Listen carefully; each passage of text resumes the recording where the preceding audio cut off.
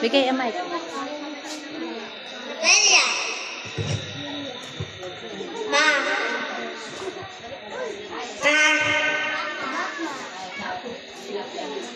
Barungko.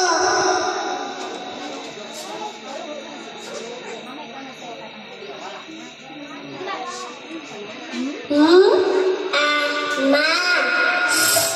Asa. Masa. Alpabasa. Aso. Bola. Kaktus. Paraan upang kembangan ay maiwasan. Ang pangarap ay makamtan.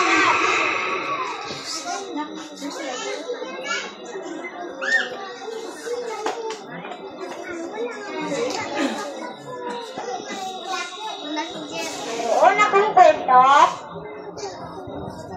dapat ninyong malaman, matutunan, mahalin ang kapaligiran, ang mapagbigay na puno sa isang malayong bayan. May isang puno at bata na magkaibigan. Sila ay masayang naglalaro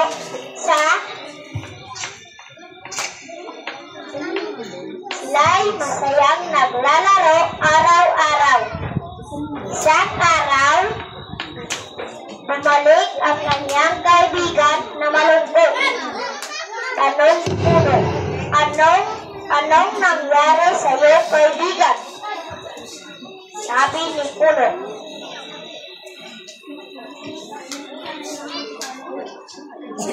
wala kaming pera at pagkain upang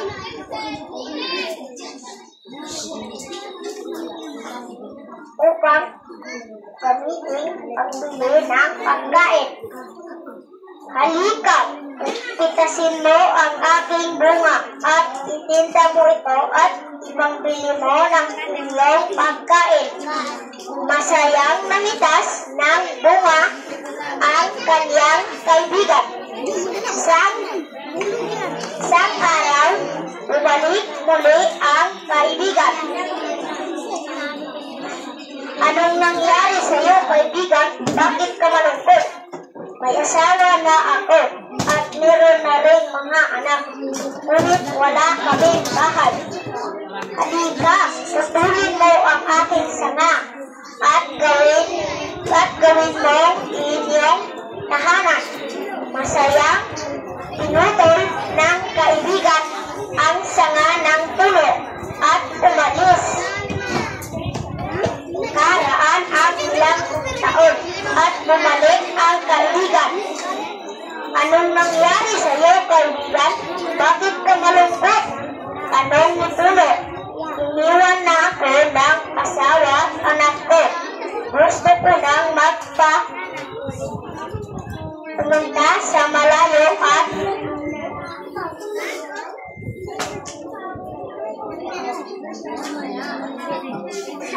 pumunta sa kabilang bayan at mamahinga.